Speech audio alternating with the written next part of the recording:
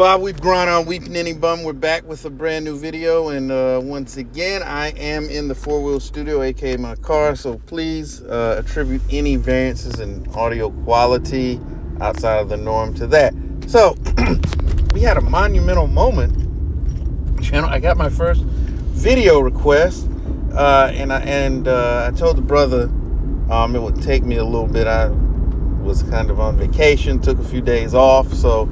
Brother Meek, finally getting around to this video. I was asked to talk about my thoughts or give like my state of the union in terms of the NBA.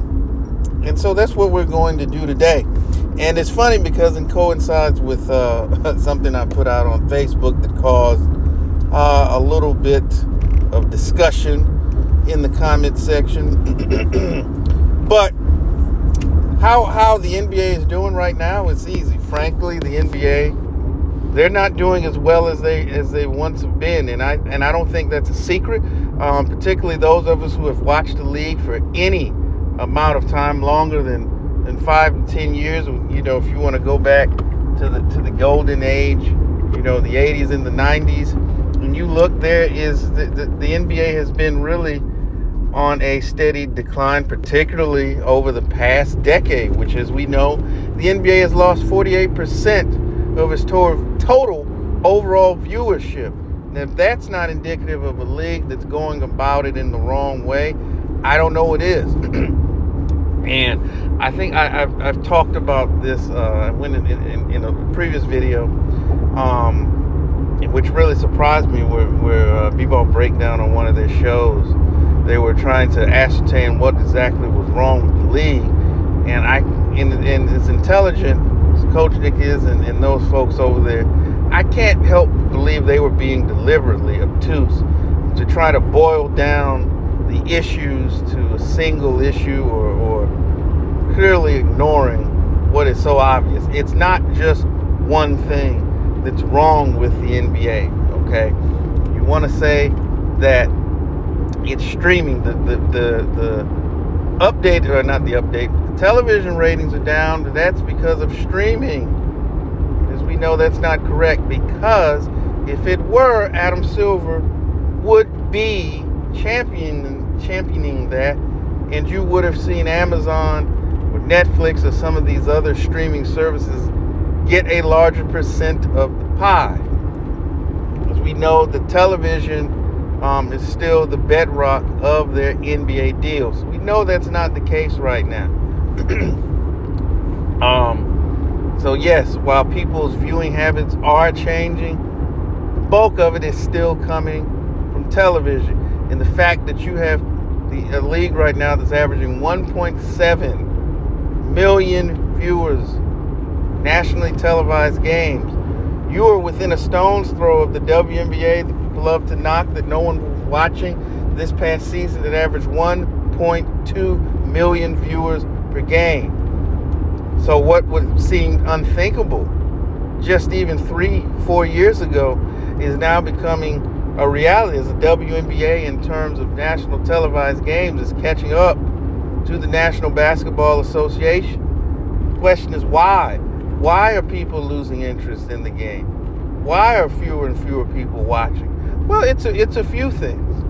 It's not just a single issue, but a perfect storm of things that have come together that has torn away at the fabric of what has taken 75 plus years to build upon. So let's talk about a couple things, and one of those things is style of play. And when we look back at previous eras, and again, I want to say this is not just a case of some old guy standing on his porch waving at the clouds. These are just the facts, ladies and gentlemen, regardless of how you feel about them. That one of the hallmarks of previous eras and was the diversity of play styles in the league. And I'm going to go to the 90s because that's when I came of age. And I think for a lot of people, for me to use that particular time period, it'll make it easier to digest, was that teams had very distinctive play style. So you could watch a Knicks and Sixers game and it didn't resemble maybe the Lakers and the Supersonics, or the Kings and the Warriors, or the Spurs, excuse me, Spurs and I don't know. Why am I drawing a blank on Western Conference teams right now? I said the Supersonics already. The Spurs and the Clippers, or whatever, or Bulls and Pacers, because each team had a distinctive style, and it was that clash of styles that made it not only interesting from a team perspective, but even watching some of your favorite players, because the defense that they might see on a night-to-night basis would change based upon schematically, or from a personnel standpoint, or from a philosophy standpoint of what coaches like to do. It made it not only interesting to watch, but it made it interesting at another level, because the players themselves had to figure out how to attack the defense in different ways from night to night. And it made it interesting to kind of watch that chess match take place 82 games a year. Your team didn't play like this team, and so on and so forth. And the analogy that I really like to use is boxing. And because it's so true, styles make fights. And it's MMA, boxing, or whatever. And it would be, how boring would boxing be, or MMA be, if every fighter fought exactly the same? Eventually, people would say, this is boring. Everyone does the same thing. There's no diversity of styles. And that's one of the things that is happening to basketball, particularly the NBA. And you might say, why? And we've talked about analytics and things of that nature, and how that has had a deleterious effect on what we're seeing on the court. Because analytically speaking, it has told these NBA teams that taking more three-point shots is a more efficient way to play basketball. Because if you take a 10-shot sample size, you have to shoot 60% from 2 to get the same amount of points. If you shoot 40% from 3, while mathematically that makes sense, stylistically, from a standpoint of watching, from playing, it's not the most enjoyable way to watch and consume basketball. And so what happened is everybody has taken these numbers and they've proceeded to do the same thing, because it's a copycat league. And some people want to pinpoint it back to the Golden State Warriors, and if that's what you want to do, that's fine. But here's the thing, and why this is stupid on NBA teams. You can try to play like the Warriors, but the reason why it works for the Warriors is because they had two of the greatest shooters in the history of basketball. And they can do that because really all they're doing is playing. They're doing what previous eras did, and playing to the strengths of what they had. And because it was so successful, other teams would try to emulate that, but they're missing the magic ingredient of two of the greatest shooters in basketball history. So yeah, you've got a lot of guys that are shooting threes, but the problem is some of it is the wrong guys shooting threes. And even if you look at league averages of three-point shot, the difference is negligible. It's not that great of a difference. I want to tell you, these guys are so much greater shooters, and the difference is not that it's not that big of a gap at all. So yes, you've got every team trying to do the same thing when they don't have the personnel, and it's made basketball boring. You want to say that guys today are more skilled, and the more basketball I've watched over the past few years, I really don't believe that anymore. And I'll explain why. Because here's the thing, whether you watch NBA drafts from years past, and I've used this example before, you draft a Tim Duncan, and he's going to be able to help you improve immediately. And you would, particularly when it comes to big men, you talk about, he's got this move in the post, he can do this, he can go out to 15 feet, he can rebound, he can block shots, he can do X, Y, and Z. Now when it comes particularly big men, what do they say? Well, he can catch lobs, he can do that, and he can set really good screens, and he can pick and pop. That's what they talk about when in terms of big men. It's not so much in terms of overall skills. It's just gotten so much better. What's happened is the league is it's specialized. 3 and D. That's it. That's all we want you to do. That's it. Can you run the screen roll? Can you shoot threes? That's it. That's it. When you're ignoring a huge part of the game, be it the mid-range and all of these sorts of things, and now, even to the point with some of these trainers, you're seeing guys starting to even play alike. How many times you see a guy go, dribble, between the legs twice, step back, 3. And you see these guys in these training videos, they're starting to even work out the same. Whether it's guys back then in previous eras had different styles of play, now you don't even see that. And that's contributing to it. And, whether you have a contingent of people, the refereeing has become an issue, whether it be the overzealous, the over-emotional officials trying to make themselves a part of the game by calling some of these ridiculous technical fouls. And we've all seen, there's entire compilations of YouTube videos of just absolutely egregious technical fouls called on players. And that turns off a lot of fans. Because look, we get it, referee, you got a job to do, but they're not paying to come and see you. Nobody wants, if we know that much about the referee, then there's a serious problem. You are not part of the game.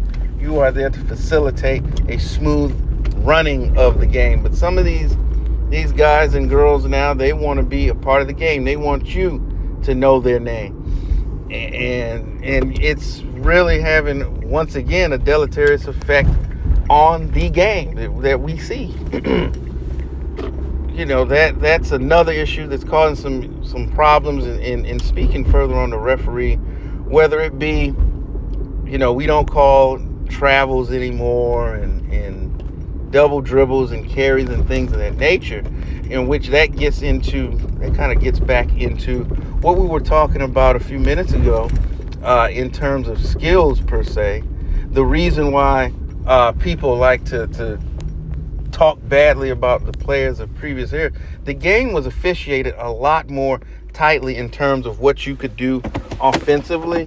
So some of the stuff you see where guys are getting their hands underneath or really on the side of the ball on crossovers or just things of that nature, you couldn't do that back then. That hand, and I'm old enough to remember coaches telling you got to keep your hand on top of the basketball, or otherwise they're going to call a carry on you. So when the game is called that way, that affects how you can play, because there's certain things you simply will not be allowed to get away with because it's going to be called on you. So now, that has been loosened greatly, and because of that, that's happened. You're seeing all these guys dribble and things of that nature, which they were just not allowed to do in previous eras. And the basketball fan of today is either too ignorant of the past or too enamored with the moment to understand that. And that can rub a lot of people the wrong way, because they feel like that the game is not being officiated as is intended. The rules have changed, which gets into another thing.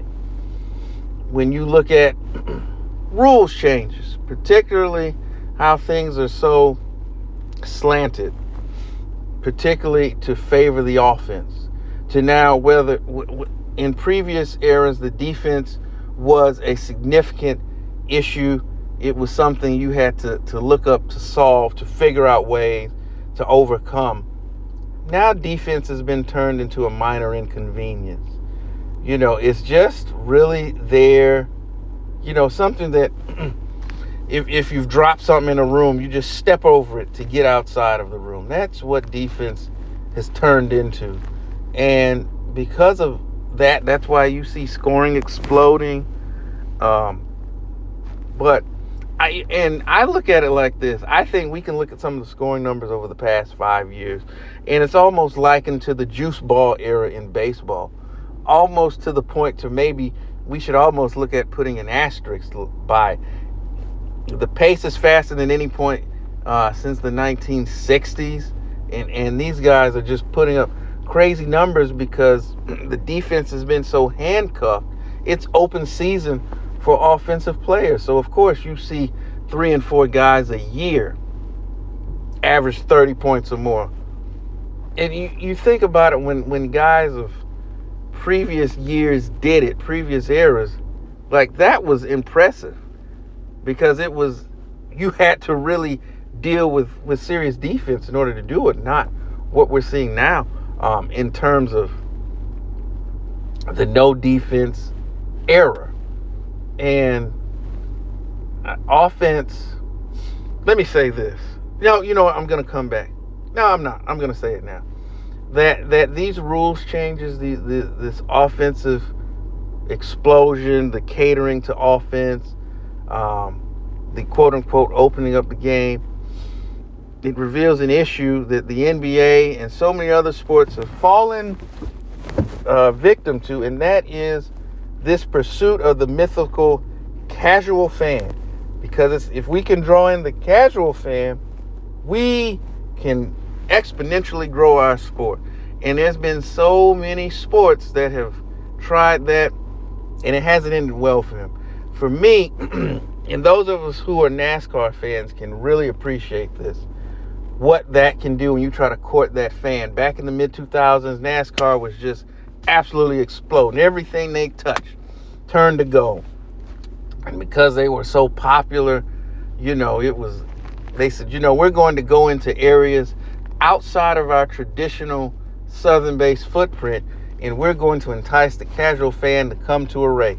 And that was why you saw these like Chicago and Texas and California, Kentucky, Iowa, New Hampshire had been around since the 90s. But you saw them go into all these places in the first few years. Oh, the stadiums were just full.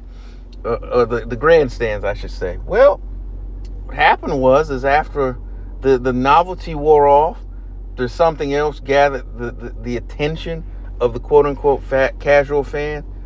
Those grandstands started being less and less full. And, even now, you don't see the same types of attendance.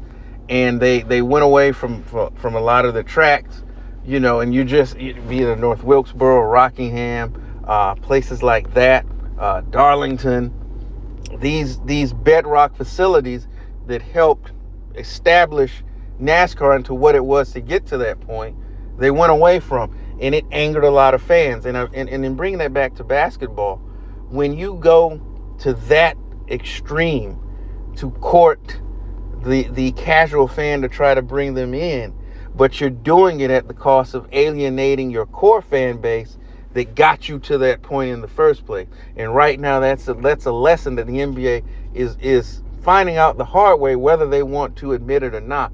You're doing these rule changes. You're doing these things to make the game look cool and try to entice the casual fans, and you're losing that fan base that progressed the league along for 70 plus years.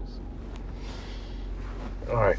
Okay, sorry about that. We had a little interruption in recording, but getting back to what I was saying about the NBA going out of their way to court these casual fans. Look, I get it. There's absolutely nothing wrong, because at the end of the day, the NBA is a business. With expanding your business, that is the goal. You want to expand your business so you can increase revenue and all those sorts of things. Not saying that they shouldn't.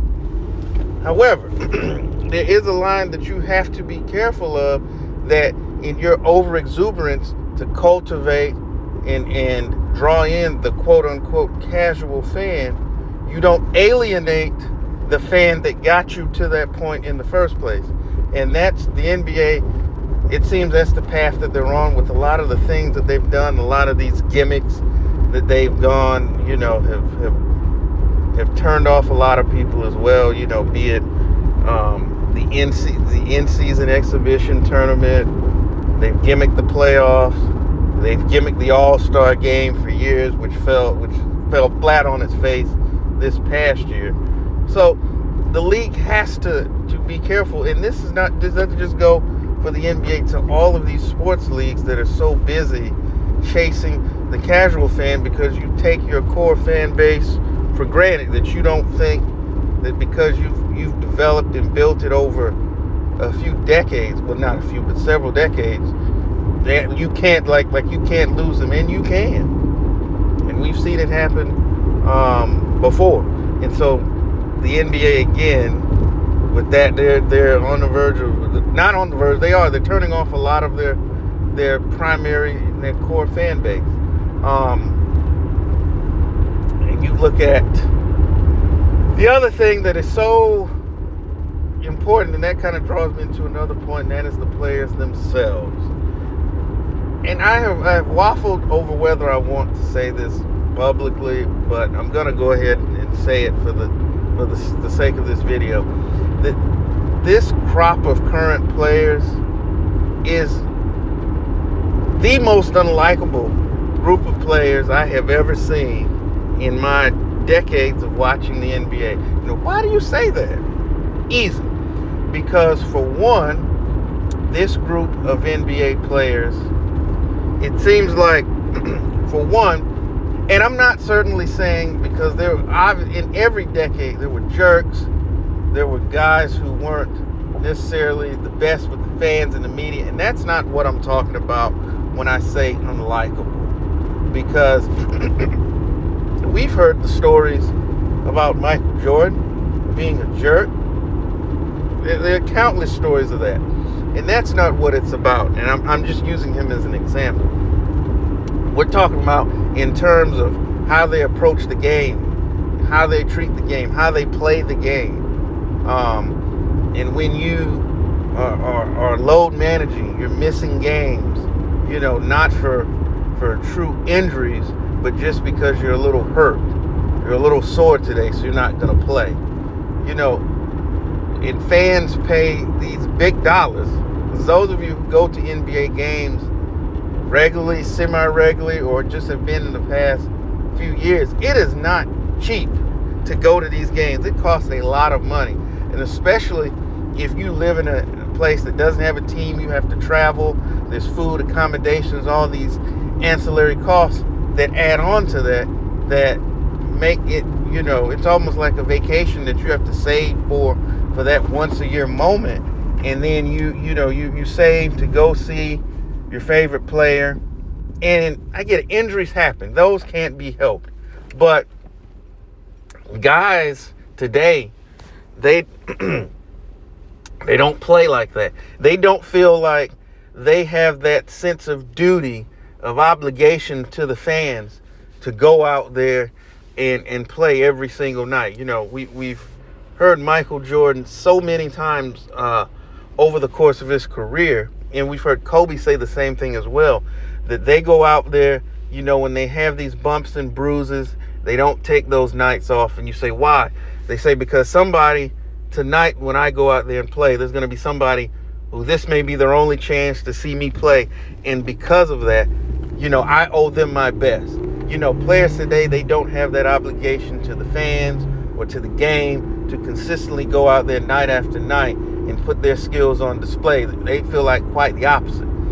You know, they have this, because they make so much money now, and I hate to go down this path, but they've given me no choice by their own actions, that they feel entitled to these types of money. And in fact, they complain about the amount of games that they play now. They want to shorten the season. We've heard guys like LeBron James talking about it in the preseason, Draymond Green complaining about it, other players complaining about having to go out and play basketball a few times a week, and you're making in excess of $30, $40, $50 million a season. And when regular people who work 9-to-5 jobs, who are living paycheck to paycheck, you know, worrying about ends meet, and they hear this, they looking at you like, what the hell is wrong with you? You are in the 1% of 1%. You're living a dream for a lot of people, and yet you're still finding ways to complain like you are being so wrong. And it turns a lot of people off. Additionally, And again, going back to my previous, I'm not saying there weren't jerks, there weren't harsh. We know that Kareem was not warm and fuzzy to, heck, fans, media, even certain players. But when when you get into his past, you kind of understand where some of that comes from. But that's another story for another day. Not saying that at all. But players today, they don't look at fans as the reason they want to grow the game, partners in growing the game. They almost look at them adversarially. You look back, what was the guy? He used to be at Washington Bullets games, and he was known as a heckler. And, you talk to guys, back then, and they would talk about some of the funny things even, that they would go back and forth with some of these hecklers. And it wasn't adversarial. Some of the stuff was actually, some of the exchange were actually funny. And it was done in a nature of competition, in wanting to see your team, win. But now it seems like these guys today, they're so thin-skinned, they want to go back and forth with fans, and, you want to have fans thrown out. Now, I will say this. There's a certain line that you shouldn't like. The situation with Russell Westbrook and his family. I think Bradley Beal just had, if people are putting their hands on, now that's a whole nother thing. Because when you do that, then whether you make $60 million or $60,000, people will crash out to protect their family. And so I'm not talking about that, because that's crossing into a whole nother realm that could really get hands and feet put on you real quick. But just some of the banter and the trash talk that would happen, these guys today, they're so sensitive to where now they're having people thrown out of games and all of these sorts of things, that they want to get into it with fans and much so that relationship has become strained. And you don't look at it the same way anymore. And that's really unfortunate, because what these players fail to understand, that if no one's coming to see you can't play. If you want to shorten the season, that's going to cost you money, because you want, fine, you know what? You want to shorten the game. Oh, let me back up before I say this, because I need to talk about how bad the load management thing was getting. The NBA had to actually implement a game minimum for you to be eligible for certain postseason awards. Like, they're basically mandating that there's a minimum, which is crazy, because it's not like these guys are getting hurt and that's why they had to do this. These guys are just not choosing to play today. And it's not even like the science comes back that load management is beneficial. It's now come back that was in fact not the case. Because even when you think about it, these guys would load manage, for the playoffs, and what would happen? The guys get hurt in the playoffs. And we're talking about injuries that take months and months to recover. Because the thing about it, and those of you who've played basketball know, the best way is to not get hurt from playing basketball is to practice and play basketball. Because when you sit out, your body gets out of rhythm in terms of those movements and those things of that nature. And so you can make yourself even more susceptible to injuries. And that's what we see, particularly in the back half of the season, when these guys have been kind of dogging it and missing games. And then when it's time to turn the wick up, their body betrays them, because they haven't built up that endurance and that thing over the course of the season to really be ready for when it's time for the get down in terms of playoff high intensity basketball. But I just wanted to get that out there. But getting back to the complaining about the games thing, because I do want to say this. You want to shorten the season. You say 65 games, 70 games, fine. But what you don't realize is that the CBA, these television contracts, the number of games that are played are worked into that. So if you shorten the season, now when you go to not NBA, but NBC or TNT or ESPN, Now you're saying, well, look, we want $2.2 billion. We want more money, but we play less games. How do you think that's going to work if I'm one of these television corporations? I'm not paying you more to get less product. So what's going to happen is the television contract shrink, which means the salary cap goes down, which means what you can make goes down. But you're so myopic in you just want a few games off today that you can't see the bigger picture. So then when they do it, you can complain about how you're not making as much money now as you did then. And so even the complaints is one of the things that is turning fans off. You know, it's the same thing when you hear these WNBA players talk about how they deserve to make more money, but meanwhile your league has never been profitable. And that's what people are like, where's the money going to come from if your league does not make money? The league has to make money in order for you to make more money. Now, granted, I will say this, the fact that they're not getting chipped off for jersey sales is ridiculous. And if they didn't, and whoever was negotiating the CBA, they should be fired, because that's terrible. That should have been worked in. They should be getting at least that, a percentage of that. Particularly how these jerseys have been flying, these WNBA jerseys have been flying off the shelves over the past year. But I digress. I did just want to say that. But no. These players have to understand, man, that the fans are the reason this whole thing works. The fans are the reason, whether they're tuning in, whether they're showing up, whatever. Without them, there's nothing for the NBA. They don't have the leverage to go when it's time to negotiate a new television deal. They don't have any leverage if the people aren't showing up. But if you piss all the fans off and run them off, there's nothing for them to talk about. So, in summation, as I look at the NBA is in a period of decline.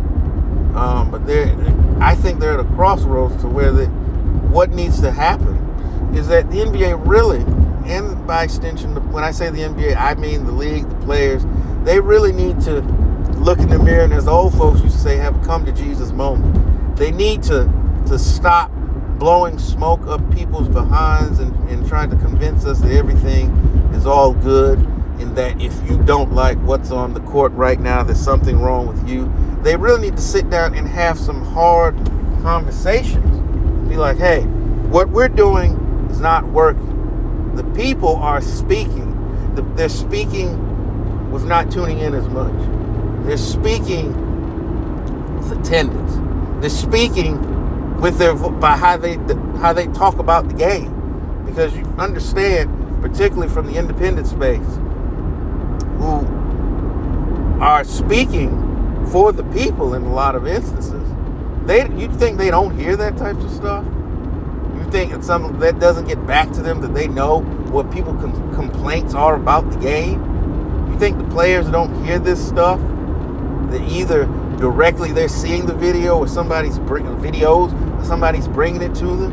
So it's not like the NBA is oblivious to the issues that the fan base that you want to cultivate is saying that's wrong with the game. They're just choosing not to listen and try to tell you that, it's just because people are saying mean things about the league. You got morons like Channing. It's nostalgia. The reason why people are nostalgic, people are looking back at how the basketball was played, how they enjoyed it, how it was great, and they look at now and they don't get that same feeling. They don't enjoy it. So they're going back, comparing it to a time when they did enjoy it, and say, hey, what has happened, and how can we get back to the time where people enjoyed watching basketball? It's not, nostalgia's not ruining the game, Channing Frye, you goof. So, again, the NBA, they've got a lot of issues in which we outlined over the course of this video, which went a little longer than I intended, but I wanted to make sure that I thoroughly articulated my thoughts on the state of the league right now, and it's not in a place where the game should be, where it was growing as it has been in the past. Because I know myself as a fan, it's becoming more of a chore to watch the game. As a matter of fact, I'm like, is Inside the NBA on? Then maybe I won't. The games are like intermissions for me watching Inside the NBA. And that's a really bad place to be in when you can know what's going to happen. Whatever team makes the most threes on a given night is going to win. And it's bad enough that this is another thing, that people are openly questioning the integrity of your game. When people are like, well, the game is rigged, and people are openly saying this, they're not whispering it in the background. That's a whole nother issue that you have when people are openly questioning if what they see on the court is a work, which goes back into the refereeing thing. So no, the NBA has plenty of issues. The state of the league right now, and if you want the state of American basketball, but again, that's another video for another day, is in a period of decline, whether we want to admit it or not. So in essence, I went through all those things that are plaguing the league. Now, whether they have the testicular fortitude to pull up their big boy pants and seriously address these issues so that we can get back to making basketball great again, I don't know. I can't see it until at least 2030, because that's when Adam Silver's contract runs out. And I didn't even get into how he's a problem with the league, because he's like the substitute teacher that the kids don't take seriously. Let me go on this real quick tangent, because like it or not, Commissioner David Stern, there were a great many things that I disagreed with him about, but I will say this: overall, he understood the assignment and he did a great job of growing the game. It went global under his watch. But aside from that, the way he carried it, there was a level of respect that players and coaches had for him, because even now, David Stern has been dead for several years. He's been deceased. And especially when he was alive, it was Mr. Stern, Commissioner Stern, or, they would say David Stern. There was nobody was saying David. With Adam Silver, how many players do you hear just address him by his first name, like he's just one of the fellas? Oh yeah, I think Adam's doing a great job. The way what Adam has done for the game, I just think it's great. And I haven't heard that really in any other league. I don't hear NFL players call, Roger Goodell, oh yeah, Roger's done this for the game, or in baseball, Rob Manfred, Rob this. The fact they feel comfortable enough to just call this dude just by his first name tells me all I need to know, and that he himself, Adam Silver, is so concerned with being cool with the players. He's not making some of the hard decisions that need to be made in order to push the game forward. And so that's the other reason that the players feel comfortable not playing games. The players feel comfortable complaining about these things. The players feel comfortable disrespecting fans. The players feel comfortable engaging in all these behaviors that are ultimately deleterious to the long-term outlook of the league. But when your commissioner thinks that play was too physical, that things like teams jacking up loads of threes is a good thing, then you get some of the things that you got. He doesn't see anything wrong with the league. Heck, I think we did a video or a story about it. No, we did a video about it, where he doesn't see any. When I say he, I'm talking about Adam Silver. Thinks that the league should go to 10-minute quarters, because that's what international play does. And see, that was the thing that always set the NBA apart, was that they had their own sets of rules, because they weren't trying to be like the other leagues. Other leagues were trying to be like the NBA. And so he wants the NBA to get in lockstep with other leagues. And because of that, because of how his thoughts are about the game, and he doesn't think anything is wrong outside of the All-Star game a couple years ago. He finally had a righteous moment of waking up and be like, you know what, this even he had a problem with it, which should let you know how bad it is. But in leadership from the top, if the leadership is whack, then that's going to trickle down to the rest of the league. And I probably could have started with Adam Silver, really, and saved myself about 20 minutes. But yeah, the NBA, though a lot of us love basketball, myself included, we don't like the NBA. If you hear sirens, I don't know, there must be a crash or something. As you know, I'm in the Fort Worth studio, and so I've just had scores of emergency vehicles just stream past me as I drive down the street here. But yeah, until Adam Silver is gone, I really don't see any of these issues that we've outlined change, because he doesn't see anything wrong with the association. So with that being said, that is my 2025 State of the NBA Union address. What are your thoughts on the state of basketball, particularly the National Basketball Association right now? Do you agree with some of the things that we outlined here on this video, or do you think the league is great, or maybe you think there's some other things that need to be addressed? Let us know in the comment section. Let's have a conversation about it. But as always, I can't say thank you for spending a few moments with me today. You spent a lot of moments with me today. Nonetheless, the 4 or 5 of you who made it to this point of the video, much appreciated. I do thank you for your time. And as always, ladies and gentlemen, make sure to tell the ones that you love them, and check on your people. Peace.